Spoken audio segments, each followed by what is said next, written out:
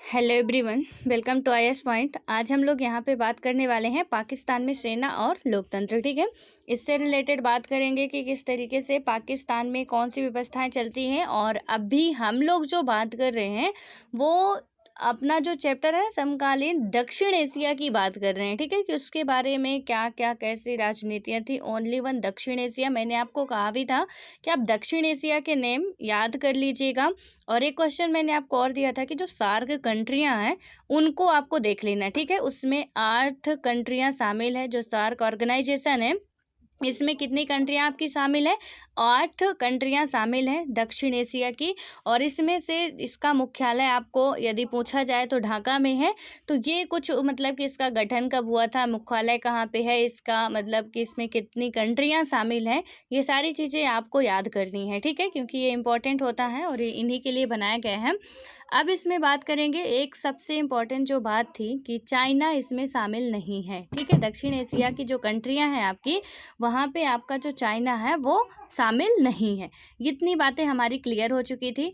अब हम बात करने वाले थे कि पाकिस्तान में सेना और लोकतंत्र। हमने देखा था कि ओवरऑल कहीं ना कहीं हमारे दक्षिण एशिया के कंट्रियां जो हैं वो दावा करती हैं हमारे यहाँ लोकतांत्रिक व्यवस्था है। ठीक है, तो इन सब के बारे में देखेंगे कि कैसी कौन सी व्यवस्था है। बट उससे पहले मैंने जो कल आपको क्वेश्चन दिया था उसका आंसर बता दूं थोड़ा सा।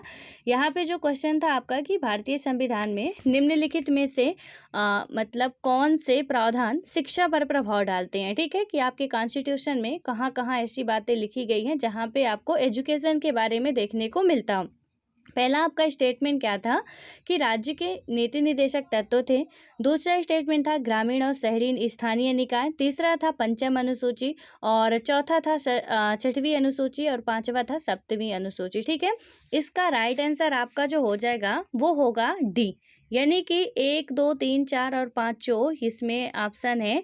तो पहले ऑप्शन में क्या था कि केवल 1 और 2, दूसरे में था 3, 4 और 5 और तीसरे में था 1, 2 और 5। तो यहाँ पे 1, 2 और 5 नहीं होगा। जो गोपाल जी ने आंसर दिया था ये होगा आपका पहला, दूसरा, तीसरा, चौथा और पांचवा। अब देखिए कैसे होगा, थोड़ा इसका जो एक्सप्लेन है आप उसे देखिए।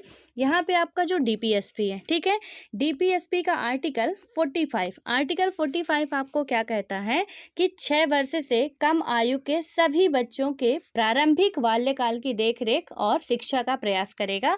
डीपीएसपी का हो गया। ठीक है, आर्टिकल 36 से लेके 51 तक डीपीएसपी में आता है। भाग आपका कौन सा हो जाएगा? भाग 4 है। ठीक है, उसके बाद क्या था? फंडामेंटल राइट 3 में, भाग 4 में डीपीएसपी है। ये आर्टिकल 36 से 51 तक। ठीक है, इसमें 45 आर्टिकल में बच्चों की शिक्षा की बात करता है, 6 से 14 वर्ष तक के बच्चों के लिए।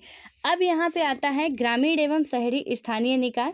तो ये ग्रामीण एवं शहरी स्थानीय निकाय की बात करते हैं तो पंचायती राज व्यवस्था की बात आपका 243 आर्टिकल में आता है। ठीक है, तो आर्टिकल 243 आपको याद रखिएगा। भाग कौन सा है इसका? ये कितने भाग के अंतर्गत आता है? भाग 9 है इसका। ठीक है, और उसके बाद नगरीय के लिए भाग 9 का ए आता है। ये भाग भी पूछे जाते हैं। अभी 2019 के एमपीपीएससी के पेपर में ही पूछा गया था कि जो पंचायती राज व्यवस्था किस भाग के अंतर्गत आता है, तो वो भाग 9 हो जाएगा। यदि नगरीय व्यवस्था की बात की जाए जो 74 अमेंडमेंट के तहत ऐड की गई है, तो मतलब 12वीं अनुसूची में 74वां जो अमेंडमेंट था उसमें आपकी नगरीय की बात की जा रही है, तो उसमें 9A हो जाएगा भाग। और यहाँ पे आप देखेंगे कि इसका क्या हो जा रहा है? भाग आपका 9 होगा। ठीक है, पंचायती राज वालों का। और ये 243 के यहाँ ये जो 243 है आर्टिकल, इससे लेके, ठीक है, यहाँ पे 243O तक पंचायती राज व्यवस्था की बात करता है। इसे आप ध्यान रखिए कि इनके आर्टिकल जो हैं इसमें क्या बता रहा है कि जो 243 का छह है आपका, ठीक है, यानी कि छा छाता वाला ये जो है 243 का ये छा, ठीक है, क्योंकि अड़ा टक है। अभी मैंने वो बताया ना 243 हिंदी में आप देखेंगे तो 243 से लेके 243 अड़ा तक पंचायती राज की बात है। तो इसमें शहरी और ग्रामीण दोनों की ही ऑप्शन में दिया गया है। यहाँ पे क्या है, किसके अंतर्गत? ग्रामीण स्थानीय निकाय 11वीं अनुसूची। और इसमें जो विषय संख्या थी 17, 18 एवं 19 थे। अनुच्छेद क्या था कि 243 का बी, जो मैंने अभी बताया आपको 243 का बी। और इसमें आप क्या कह सकते हो, यहाँ पे 2A भी आप कह सकते हो। इसमें क्या हुआ था, 12वीं अनुसूची जोड़ी गई थी जिसमें 13 विषय रखे गए थे और इसके द्वारा क्या किया गया था कि स्थानीय निकाय में शिक्षा के प्रावधान की बात की गई थी। ठीक है, इसको आप याद रखिएगा। उसके बाद आता है ये पंचायती राज वाला जो चैप्टर है, बहुत इंपॉर्टेंट है आप लोगों के लिए। अब आता है 5वीं अनुसूची। ऑप्शन में आपका दिया गया था तीसरा स्टेटमेंट 5वीं अनुसूची। ठीक है, 5वीं अनुसूची हमारे संविधान में टोटल 12 अनुसूचियां अभी तक जोड़ी जा चुकी हैं। तो मूल संविधान में तो 5वीं अनुसूची का वर्णन था और 9 से लेके 12 तक फिर हम अमेंडमेंट के द्वारा जोड़ते हैं। तो जो 5वीं अनुसूची क्या कहती है कि अनुसूची में अनुसूचित क्षेत्रों और अनुसूचित जनजातियों के प्रशासन एवं नियंत्रण के बारे में प्रावधान किए गए हैं। और 5वीं अनुसूची में स्पष्टतः आपकी शिक्षा की बात तो नहीं की गई, परंतु क्या किया गया इसमें कि इस सूची में कई ऐसे प्रावधान हैं जो अनुसूचित क्षेत्रों में शिक्षा पर प्रकाश डालते हैं। ठीक है, तो 5वीं अनुसूची आपकी क्या बात करती है, SC ST वालों के लिए बात करती है। अनुसूचित क्षेत्र जो भी हैं, ठीक है, उनमें अनुसूचित जनजातियों के लिए जितने भी क्षेत्र आते हैं इनमें कोई पर्टिकुलर एक प्लेस नहीं है। जैसे 6वीं अनुसूची में है कि 3-4 ही राज्यों को रखा गया है, तो 5वीं अनुसूची में जितने भी राष्ट्र में जितने भी जगह पे अनुसूचित जातियां होंगी उनके लिए डायरेक्ट तो नहीं बट इनडायरेक्ट रूप से उसमें दिखाई देता है कि आपके शिक्षा को लेके बात की गई है यहाँ पे, क्योंकि उनकी सारी व्यवस्थाओं की जब बात की जाती है तो एजुकेशन भी उसमें शामिल होता है। ठीक है, तो ये भी ऑप्शन राइट होगा। उसके बाद आता है 6वीं अनुसूची और 6वीं अनुसूची में इसमें पर्टिकुलर कुछ स्टेट को ही लिया गया है, जैसे असम हो गया, मेघालय हो गया, त्रिपुरा हो गया और मिजोरम। ठीक है, तो इन राज्यों को 6वीं अनुसूची में क्या किया गया है कि जनजातीय क्षेत्रों के प्रशासन के बारे में उपबंध किए गए हैं। और 6वीं अनुसूची में स्पष्टता उल्लेख भी है कि राज्यपाल ऐसे क्षेत्रों के प्रशासन के संबंध में क्या करेगा, किसी भी समय जांच करने तथा प्रतिवेदन देने के लिए एक आयोग नियुक्त कर सकता है जो क्या हो, शिक्षा, चिकित्सा, संचार के संबंध, नवीन कानून की आवश्यकता यानी कि विधि नियमों या विनियमों के संबंध में जांच कर सकता है। आपको पूछा जा रहा है शिक्षा की बात कहाँ कहाँ पे संविधान में की गई है, तो शिक्षा की बात आपको दिखाई दे रहा है कि इतने जगह पे की गई है। ठीक है, जरूरी नहीं कि वहाँ पे शिक्षा ही दी जाए। जैसे 6वीं अनुसूची में कि राज्यपाल निर्देश दे सकता है कि इस सेक्टर में यदि बेहतर व्यवस्थाएं नहीं हो रही है, चाहे आपका एजुकेशन हो, चिकित्सा हो, संचार हो, संबंध हो, तो इनमें आप कानून बना सकते हो। ठीक है, उसके बाद आता है आपका 7वीं अनुसूची। 7वीं अनुसूची में तो आपको कंफर्म होना चाहिए कि इसमें तो होना ही होना था, तो क्योंकि 5वीं और 6वीं अनुसूची में हो सकता है कि आपको डाउट रहा हो, ये नहीं होगा। और थोड़ा सा दूसरा ऑप्शन भी आपको परेशान किया होगा। ठीक है, लेकिन ये सारे ऑप्शन में शिक्षा की बात की गई, यहाँ पे सिर्फ बात की गई, शिक्षा वर्ड यहाँ पे आया है। और उसके बाद आता है कि 7वीं अनुसूची में केंद्र सूची, राज्य सूची एवं संवर्ती सूची को शामिल किया गया था और इसमें शिक्षा का विषय जो है संवर्ती सूची के अंतर्गत रखा गया है। पहले शिक्षा का विषय कहाँ पे था, पहले शिक्षा का विषय राज्य सूची का विषय था, लेकिन उसे हटा के संवर्ती सूची में लाया गया था। ठीक है, तो ये भी संशोधन के द्वारा लाया गया था। ये सारी बातें आपको बहुत अच्छे तरीके से ध्यान रखनी है, क्वेश्चन ऐसे बनते हैं, अब आपको समझ में आ रहा होगा। ठीक है, एक क्वेश्चन आज आपके लिए और है, तो इसका राइट आंसर क्या होगा, 1, 2, 3, 4 और 5 हो जाएगा। अब एक क्वेश्चन है 2014 में पूछा गया था, बहुत इजी क्वेश्चन है, बहुत ही ज़्यादा इजी क्वेश्चन है। ये क्वेश्चन क्या कहता है कि भारत के संविधान की निम्नलिखित में से कौन सी एक अनुसूची में दल बदल विरोध विषयक उपबंध है। 2014 का क्वेश्चन है, इसे आप लोग बताइएगा। पहला ऑप्शन है 2री अनुसूची, तीसरा है 5वीं अनुसूची, तीसरा है आपका 8वीं अनुसूची और आपका चौथा है 10वीं अनुसूची। ठीक है, अनुसूचियां वगैरह आपने पढ़ी होगी यदि, तो बहुत अच्छे तरीके से, बहुत ही आसान क्वेश्चन है, आप सॉल्व कर लेंगे। अभी हमने 3 अनुसूचियां तो ऑलरेडी कवर कर दी हैं, 5वीं, 6वीं और 7वीं। ठीक है, और इस तरीके से आप लोग देखिएगा, किसी दिन हम अनुसूचियों के बारे में पूरा पढ़ाएंगे। शायद मैंने नहीं पढ़ा है अभी अनुसूचियों को, लेकिन ये इजी क्वेश्चन है, आप कर जाएंगे। तो अब आते हैं अपने चैप्टर पे, और नहीं बनेगा तो मैं तो बैठी हूँ, बताऊंगी। ठीक है, यहाँ पे आता है अब अपने इसमें कि लोकतंत्र के क्षेत्र में जो जो भी बातें कही गई हैं, इसको देखते हैं क्या। अब इसमें यदि बात की जाए कि पाकिस्तान में सेना और लोकतंत्र, यानी कि तख्ता पलट होता है तो लोकतंत्र आता, फिर सेना आती, वो कैसे। पाकिस्तान में क्या हुआ था, पहले संविधान के बनने के बाद देश के शासन की बागडोर जनरल अयूब खान ने अपने हाथ में ले ली। यानी कि जब पाकिस्तान का गठन हुआ, पाकिस्तान इंडिया से अलग हुआ, ठीक है, आपको पता है, उसके बाद क्या होता है, किसकी जो बागडोर है किसके हाथों में चली गई, जनरल अयूब खान ने अपने हाथों में ले ली और जल्दी ही अपना निर्वाचन भी करा लिया।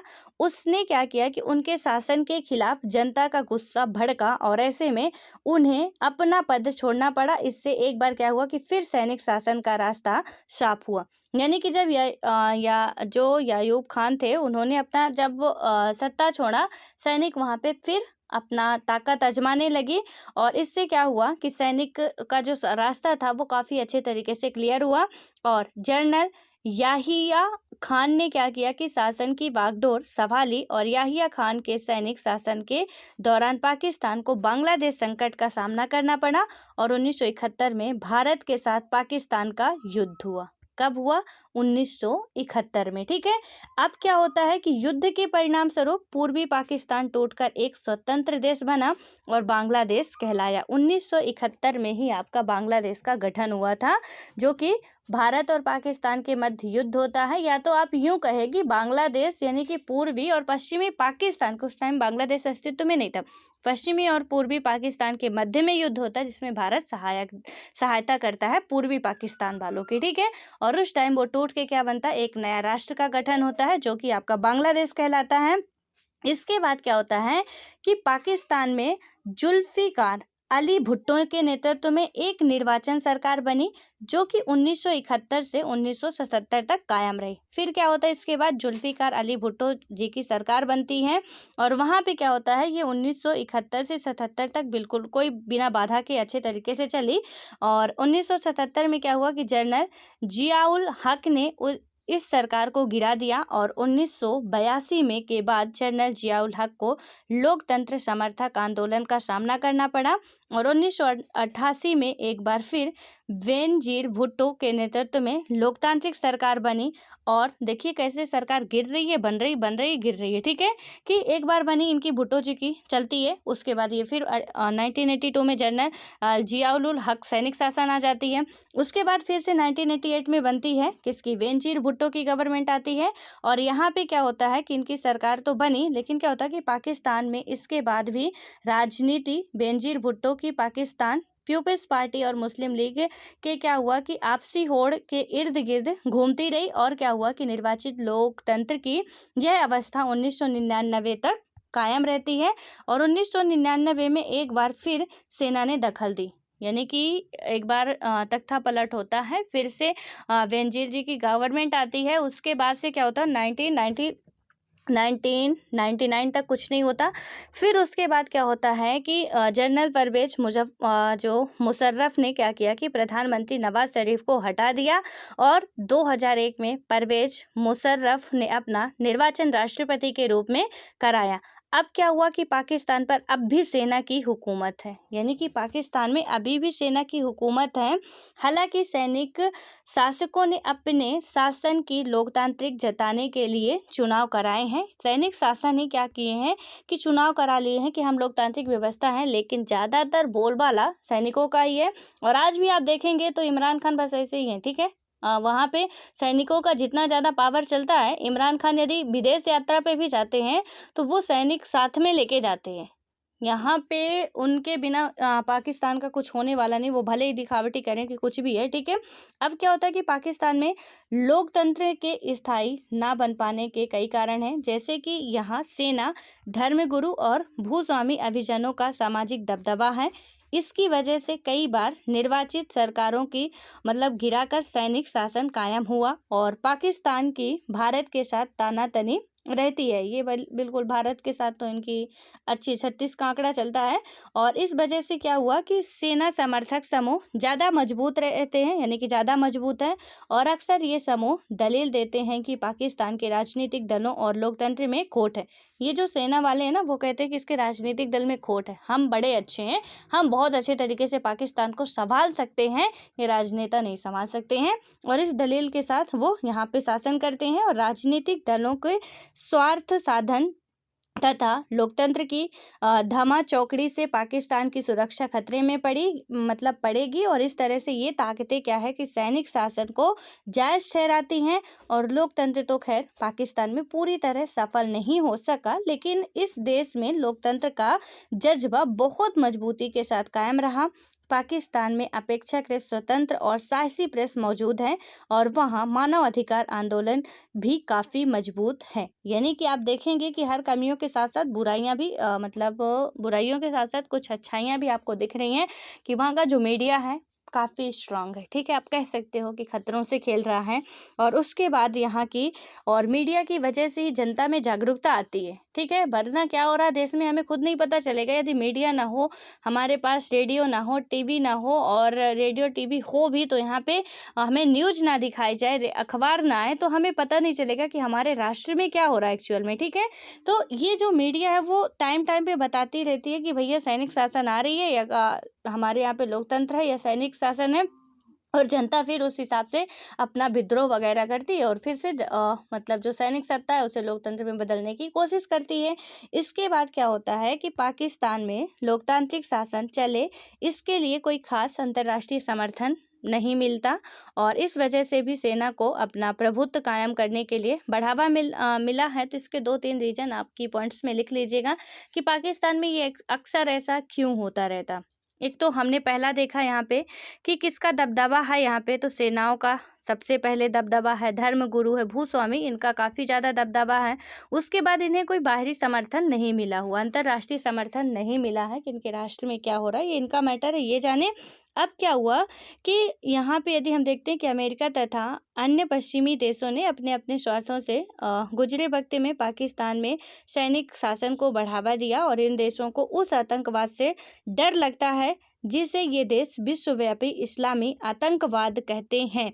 और इस देश को क्या है कि यह भी डर सताता है कि पाकिस्तान के परमाणविक हथियार कहीं इन आतंकवादी समूहों के साथ हाथ ना मिला जाए। और उसके बाद क्या होगा कि इन बातों के मद्देनज़र पाकिस्तान को ये देश पश्चिम तथा दक्षिण एशिया में पश्चिमी हितों का रखवाला मानते हैं। यानी कि आप देखेंगे कि कोई भी राष्ट्र यहाँ पे आ क्यों नहीं रहा। पाकिस्तान के पास इस टाइम पे काफ़ी ज़्यादा परमाणु हथियार हो चुके हैं। आतंकवादी संगठन को ये बहुत अच्छे तरीके से वहाँ पे पनाह दे दिया है। ठीक है, अपने राष्ट्र में।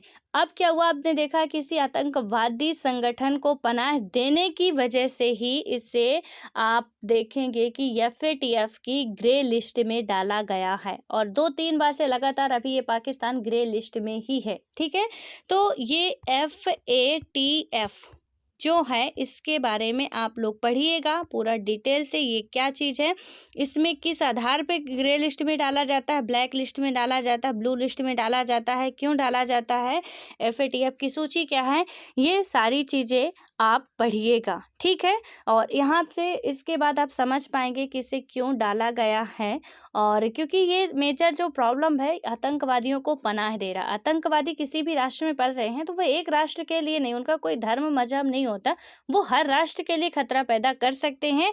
और इसीलिए कोई भी देश आगे नहीं आना चाहता, क्योंकि उन्हें क्या लगता है कि तो परमाणु हथियार ऑलरेडी रखा हुआ है, ऊपर से हमने किसी का समर्थन किया, इनमें से किसी का भी सैनिक का या राजनेता का, तो क्या होगा कि यदि राजनीति उधर से हाथ मिलाती है आतंकवादियों से, तो क्या होगा कि दिक्कत होने वाली है। ठीक है, इसलिए कोई आना नहीं चाहता है।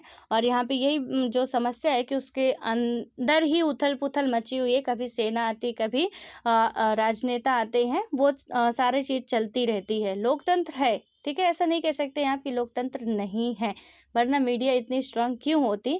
बट यहाँ पे जिस तरीके से चाहिए कि लोकतंत्र होना चाहिए, वो एक टाइम के बाद वो बदलता रहता है। ठीक है, आप ऐसा कह सकते हैं। उसके बाद आता है बांग्लादेश में लोकतंत्र।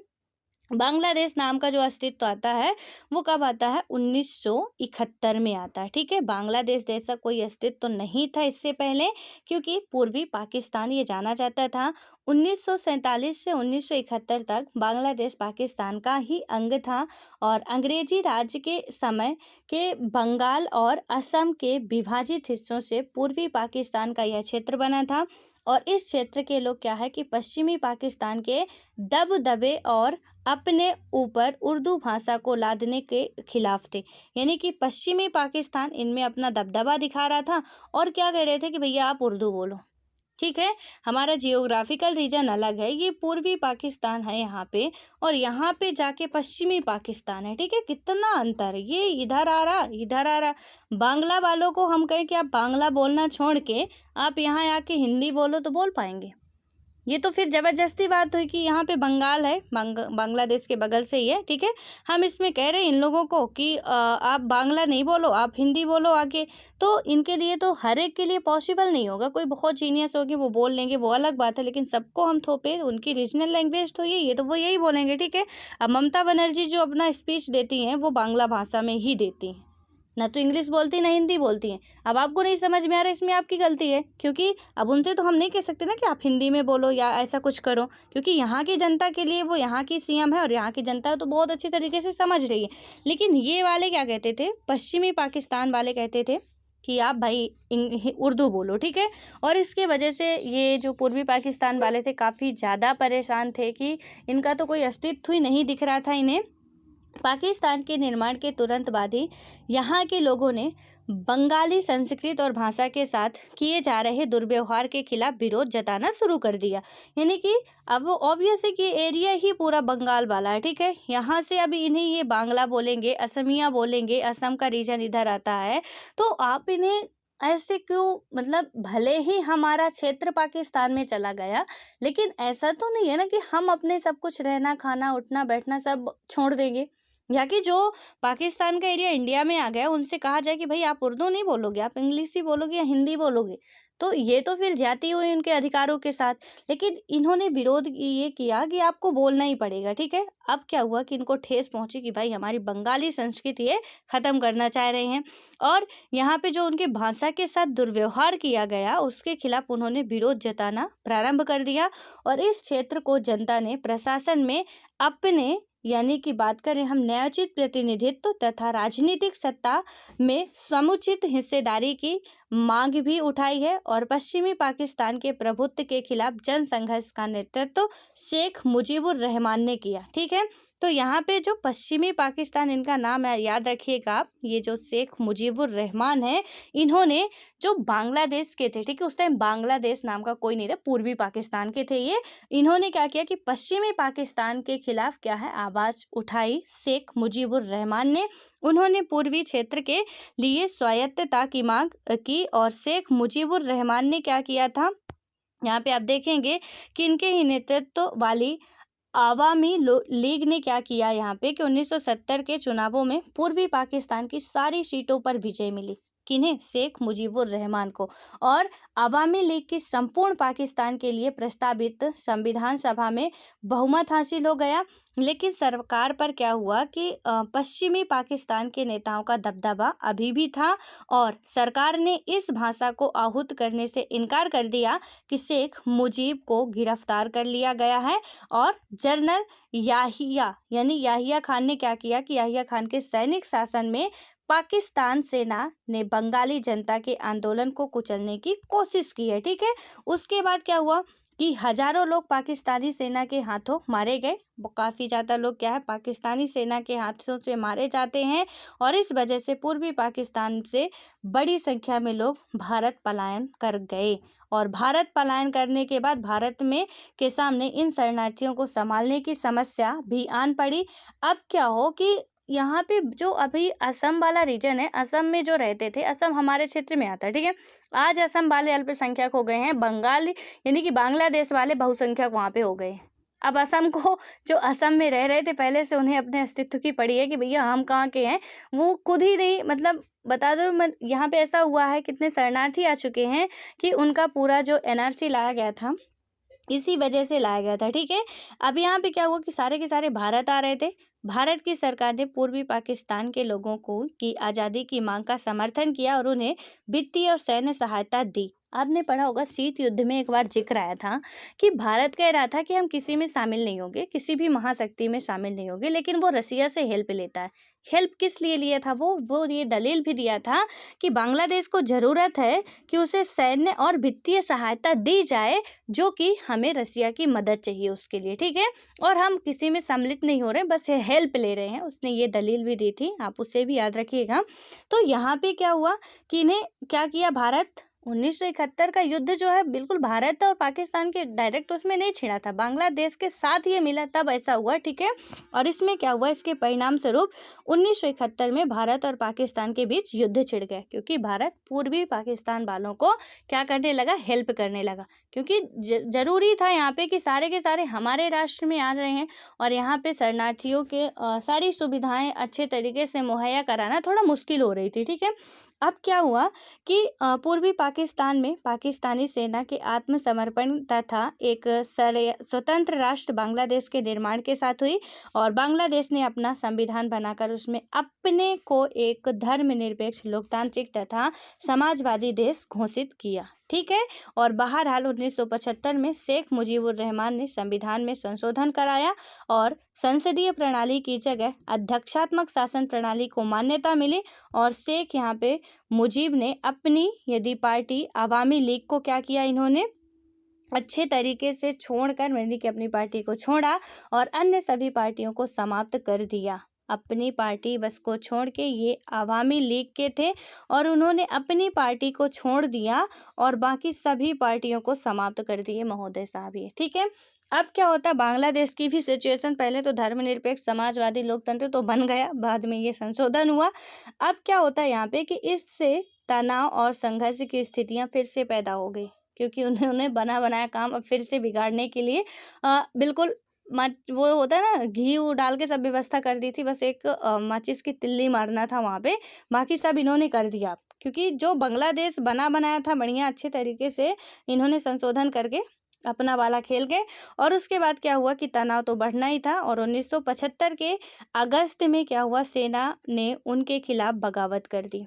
क्या किया, सेना ने यहाँ पे उनके खिलाफ बगावत कर दी, और इस नाटकीय तथा त्रासद घटना में शेख मुजीब सेना के हाथों मारे गए। अब क्या हुआ कि नए सैनिक शासक जियाउर रहमान ने अपनी बांग्लादेश नेशनल पार्टी बनाई। अब एक नए आते हैं और इन्होंने अपनी क्या बनाई कि बांग्लादेश नेशनल पार्टी बनाई, और 1979 के चुनाव में विजयी रहे और जियाउर रहमान की हत्या हुई। और फिर लेफ्टिनेंट जनरल HM इरशाद के नेतृत्व में बांग्लादेश में एक और सैनिक शासन ने बागडोर संभाली।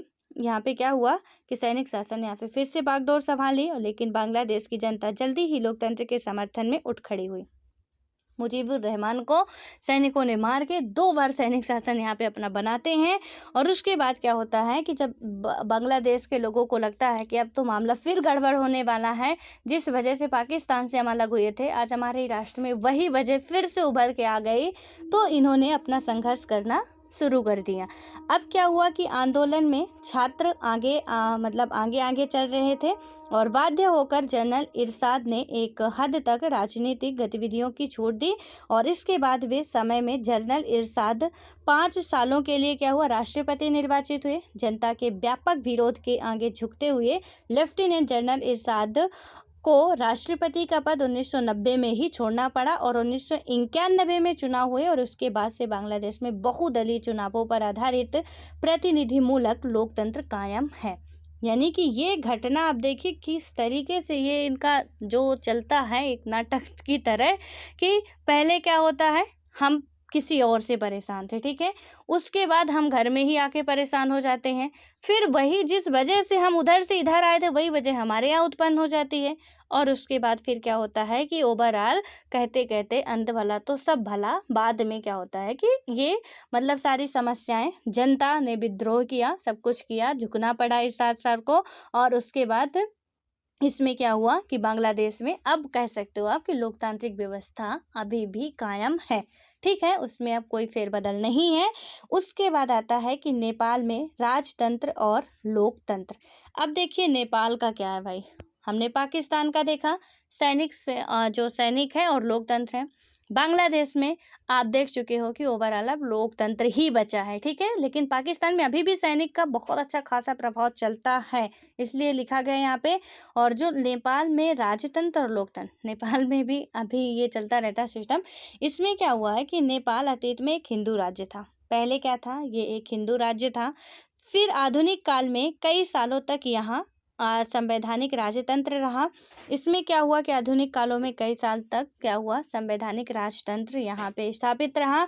संवैधानिक राजतंत्र के दौर में नेपाल की राजनीतिक पार्टियां और आम जनता ज़्यादा खुले और उत्तरदायी शासन की आवाज़ उठाते रहे। और लेकिन क्या हुआ कि राजा ने सेना की सहायता से शासन पर पूरा नियंत्रण कर लिया और नेपाल में लोकतंत्र की राह अवरुद्ध कर गई, ठीक है। इसमें क्या हुआ कि जो गवर्नमेंट थी वहाँ की, आप देखेंगे कि पहले नेपाल का और भारत का जो संबंध है, तो आपको यदि पता हो यहाँ पे, जैसे हमें लगता है ना कहीं दूसरे जगह जाने के लिए वीज़ा वगैरह लगते हैं दूसरी कंट्री में जाने के लिए, इसमें ऐसा कोई प्रावधान नहीं है, ठीक है। जैसे हम एक राज्य से दूसरे राज्य जाते हैं, वैसे ही नेपाल में भी आप जा सकते हो कुछ हद तक। तो ये काफ़ी ज़्यादा छूट दी गई है, क्योंकि रोटी बेटी का संबंध वहाँ से माना जाता है। यानी कि कहा जाता है कि नेपाल में जो जानकी जी थी वो नेपाल की थी, और जो राम भगवान जी थे वो कहाँ के थे, अपने भारत के थे, ठीक है। और इन दोनों का क्या होता है कि विवाह होता, आपको पता है, राम का और सीता जी का। तो ये माना जाता है कि यहाँ पे हमारा जो है कि काफ़ी ये हमारा रिश्तेदार वाला भी देश माना जाता है, ठीक है। इसलिए इसमें ये सारी छूटें दी गई हैं। रिश्तेदारों के साथ आदमी कुछ रियायत बरतता है, और हमारे राष्ट्रों में भी ऐसा कुछ हुआ है। अब देखेंगे यहाँ पे कि इसमें आप देखें कि राजतंत्र था। संवैधानिक राजतंत्र के दौर में नेपाल राजनीतिक पार्टियां और आम जनता ज़्यादा खुले और उत्तरदायी शासन की आवाज़ उठाए। और लेकिन क्या हुआ कि राजा ने सेना की सहायता से क्या किया, शासन पर पूरा नियंत्रण कर लिया, और नेपाल में लोकतंत्र की राह क्या हो गई, पूरी तरीके से अवरुद्ध हो गई, ठीक है। अब क्या होता है कि एक मजबूत लोकतंत्र समर्थक आंदोलन की चपेट में आकर राजा ने क्या किया कि 1990 में नए लोकतांत्रिक शासन की मांग मान ली। पहले तो राजा दबाता है कि अब लोकतंत्र बिल्कुल किसी भी तरीके से नहीं आएगा, लेकिन 1900, क्योंकि जनता थी, जनता मानने वाली थी नहीं, क्योंकि वो पड़ोसी राष्ट्रों में देख रही थी।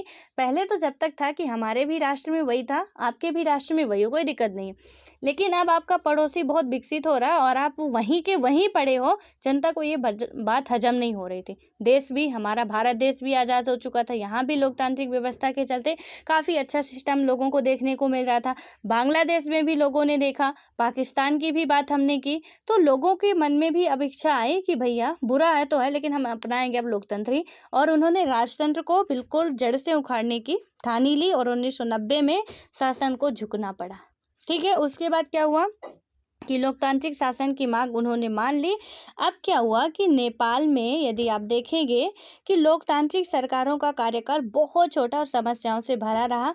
1990 के दशक में नेपाल के माओवादी नेपाल के अनेक हिस्से में अपना प्रभाव जमाने में कायम हो गए। ये माओवादी जो हैं, जितने भी वाद है ना, थोड़ा उन्हें आप देखिएगा जब आप पढ़ेंगे, यहाँ पे जीएस पेपर 3 में आपको ये सारे वाद पढ़ने को मिलेंगे, देखेंगे वहाँ पे ये जो माओवादी वाले आते हैं, इन्होंने क्या किया कि नेपाल में अनेक हिस्सों में अपना प्रभाव जमाने के लिए कायम हुए, और उसके यानी कामयाब हुए। और माओवादी राजा और सत्ताधारी अभिजन के खिलाफ इन्होंने क्या कर दिया, सशस्त्र विद्रोह करना चाहते थे। जितने भी ये वाद आते हैं, सब वादों का एक ही मतलब था, पूंजीपतियों का विरोध, मजदूर वर्गों की सहायता, ठीक है। कुछ वादों में खूनी विद्रोह अपनाए जाते हैं, कुछ वादों में शांति से किया जाता है, चाहे वो मार्क्सवाद हो, समाजवाद हो, माओवाद हो, लेनिनवाद हो, ये जितने भी वाद आ रहे हैं, इन सब में एक ही टारगेट, जो मेन लक्ष्य था कि पूंजीपतियों का विद्रोह करना, मजदूर वर्ग की, श्रमिक वर्ग की सहायता करना था। किसी का मार्क्सवाद शांति से करना चाहता था, तो लेनिनवाद वहाँ पे खूनी विद्रोह करके ये अपनाना चाहता है, लेकिन टारगेट एक ही था, ठीक है। जितने भी वाद का एक ही मतलब, आप समझिएगा, इनके रास्ते अलग अलग थे, लक्ष्य एक ही था, ठीक है।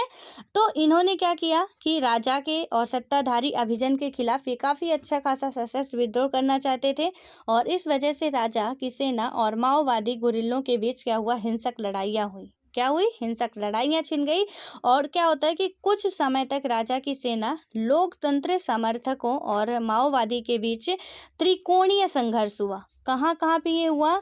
राजा की सेना, लोकतंत्र समर्थकों और माओवादी।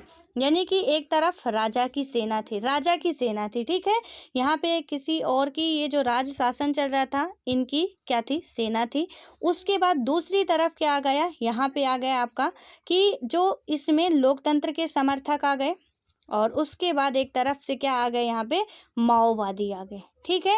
ये त्रिकोणीय संघर्ष आपका नेपाल में चलने लगता है, ठीक है। ये आप देखिए कि त्रिकोणीय संघर्ष चला यहाँ पे। और क्या हुआ कि राजा ने, यहाँ पे आप देखेंगे कि जो ये संघर्ष तो हुआ, और 2002 में राजा ने क्या किया कि संसद को भंग कर दिया और सरकार को गिरा दिया, और इस तरह नेपाल में जो भी थोड़ा बहुत लोकतंत्र था उसे राजा ने खत्म कर दिया। जो भी थोड़ा बहुत बचा हुआ था लोकतंत्र, उसे भी राजा ने खत्म कर दिया, ठीक है। अब क्या हुआ कि अप्रैल 2006 में यहाँ देशव्यापी लोकतंत्र समर्थक प्रदर्शन हुई। ये पूरी घटना एक एक समझिएगा आप लोग, ठीक है, कि किस तरीके से हर कंट्रियों में उथल पुथल चल रही है। 2006 की घटना आती है।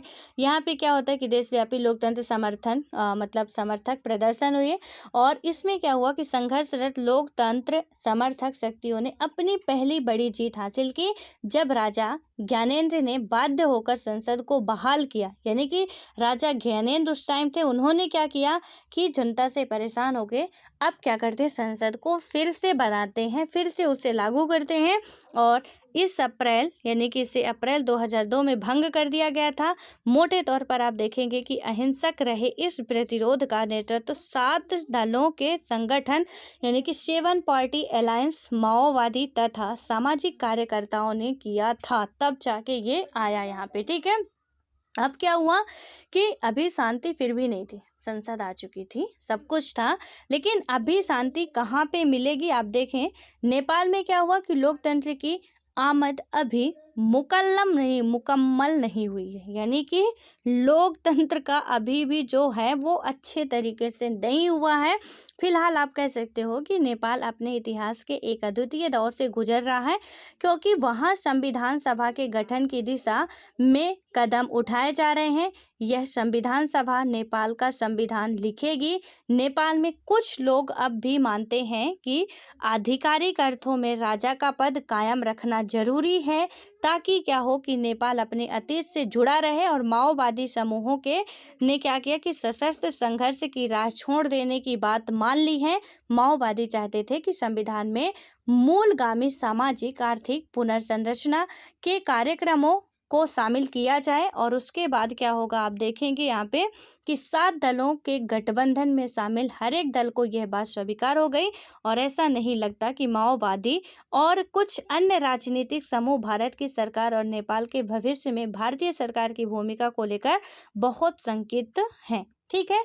यानी कि इनके बीच जो भी है वो अपने में खुश है, हम अपने में है, ज़्यादा इनमें दिक्कत नहीं है। ये बात आप देख रहे हैं नेपाल की। आपने श्रीलंका में देखा कि सैनिक और लोकतंत्र किस तरीके से चलता है। देखिए, ये सारी बातें आप के लिए बहुत इंपॉर्टेंट है, इंटरनेशनल रिलेशन से रिलेटेड टॉपिक है। आपके इंटरव्यू तक के लिए ये बातें इंपॉर्टेंट है, कई बार पूछे जा चुके हैं कई स्टूडेंट से ऐसे क्वेश्चन। तो आप लोग भी प्लीज़ इसको डिटेल से अच्छे तरीके से समझने की कोशिश करिए, ठीक है। कि पाकिस्तान में किस तरीके की शासन किस तरीके से चल रही थी, बेनजीर भुट्टो के टाइम में क्या क्या चल रहा था, उसके पहले क्या चल रहा था, किसकी गवर्नमेंट थी, उसके बाद नेपाल में किस तरीके से क्या क्या हुआ, बांग्लादेश की घटना कैसे क्या हुई, बांग्लादेश अस्तित्व में कब आता है, वो सारी चीज़ें आपको याद रखनी है, ठीक है। नेपाल में भी आप देख रहे हैं कि राजतंत्र और लोकतंत्र किस तरीके से चल रहा है, और किस तरीके से अभी भी वहाँ पे संविधान वगैरह बनाया गया, फिर भी उसका वो अपना चलता रहता है, ठीक है, कोई अभी क्लियर नहीं है। अब इसके बाद क्या हुआ, लेकिन आप कह सकते हो, ये बात याद रखिएगा कि ओवरऑल हर एक कंट्री में लोकतंत्र कहीं ना कहीं है, ठीक है। भले ही उनमें उठापटक चलती रहती है, अपने राष्ट्र जैसे स्थायी नहीं है, बट है, ये बात तो स्वीकार करनी पड़ेगी। अब आता है श्रीलंका में जातीय संघर्ष और लोकतंत्र, इसको हम लोग कल देखेंगे कि इसमें क्या क्या है, श्रीलंका की घटना क्या कैसे हुई है क्या नहीं हुई है। और जिसे सलेबस ना पता हो वो सलेबस पढ़ते रहिए, ठीक है, क्योंकि आपको जो भी टॉपिक पढ़ेंगे तो ये पता होना चाहिए कि हम कोई हवाई में बात नहीं कर रहे हैं, उड़ नहीं रहे, बिना मतलब की बातें नहीं पढ़ रहे हैं। ये हमारे लिए किस हद तक जरूरी है। और जब ऐसा करेंगे आप लोग तब पढ़ने में थोड़ा इंटरेस्ट भी आएगा, पढ़ने में मज़ा भी आएगा, पढ़ने में समझ में भी आएगा, वो सारी चीज़ें आपके साथ होंगी और जब आप क्वेश्चन करेंगे तो आंसर भी आपके हो पाएंगे। ठीक है, so all the best. I hope कितना समझ में आ गया होगा, और नहीं आया है तो प्लीज़ आप कमेंट बॉक्स में कमेंट करके बताएं कि कहाँ पे समझ में नहीं आया, उसका दोबारा से एक्सप्लेन किया जाएगा, लेकिन जब आप बताएंगे तब। ठीक है, सो मिलते हैं नेक्स्ट वीडियो में।